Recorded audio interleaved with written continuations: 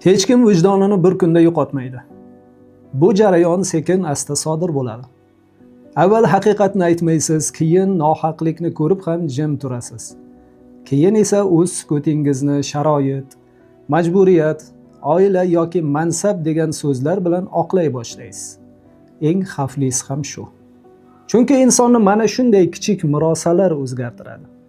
5 daqiqaning navbatdagi sonida Murod Muhammad Do'stning Lolazor romani haqida gaplashamiz.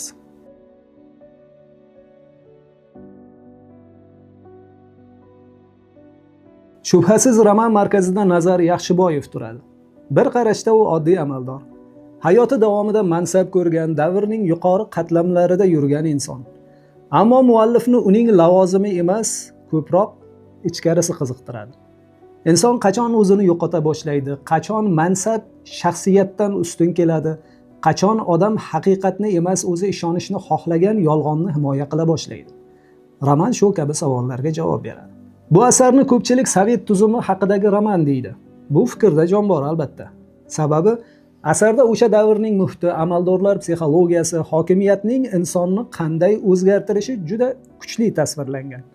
Lekin Lolazorning haqiqiy qiymati yana ham chuqurroqda.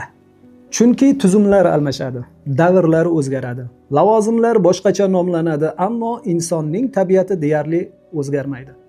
Shuning uchun ham bu romanni o'qiyotganda ba'zan SSRni emas, o'z atrofingizni ko'ra boshlaysiz.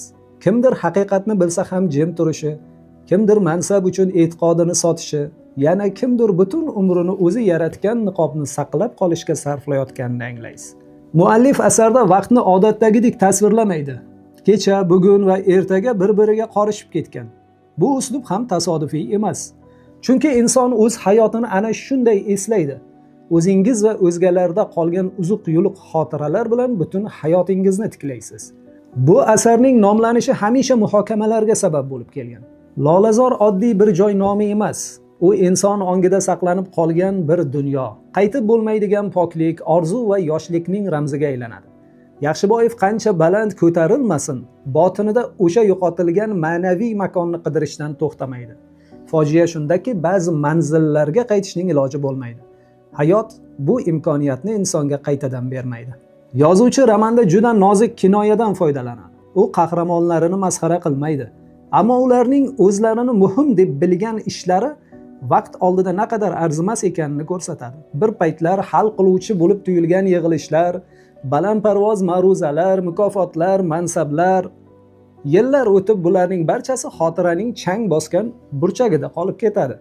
Qoladigan yagona narsa insonning vijdoni bilan munosabati, o'zini qay darajada toza saqlab qolgani demoqchi bo'ladi.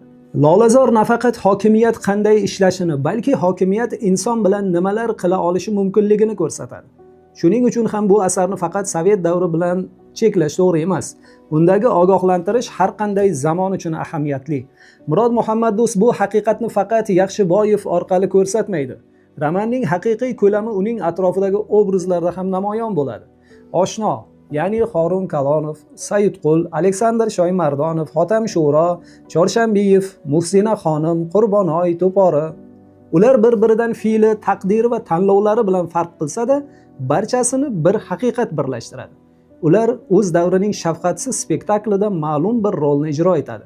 Kimdir mansab evaziga vijdonidan kechadi, kimdir qo'rquvni sukut bilan yashiradi, kimdir muhabbati yoki insoniyligini qurbon qiladi. Muallif ana shu turfa taqdirlarni birlashtirib, butun boshli jamiyatning ma'naviy qiyofasini chizadi. Balki shuning uchun ham bu roman mazmunan eskirmagan. Chunki bugun ham odamlar lavozim uchun prinsipidan voz kechadi. Bugun ham haqiqatni bilsa-da sukutni tanlaydiganlar ko'p. Tashqi muvaffaqiyat evaziga ichkaridagi bo'shliqni yashirayotgan insonlar hozir ham istagancha topiladi. Davr o'zgargan, ammo insonning ichki kurashi o'zgarmagan. Lolazorni o'qirkansiz, shafqatsiz xulosaga kelasiz. Ya'ni insonni bir kunda yomon qilib qo'yadigan kuch yo'q. Uni mayda murosalar, davomli sukunatlar, arzimas manfaatlar o'zgartiradi. Bir kun orqaga qaraydi va o'z hayotini emas, begona bir odamning hayotini yashab qo'yganini anglaydi.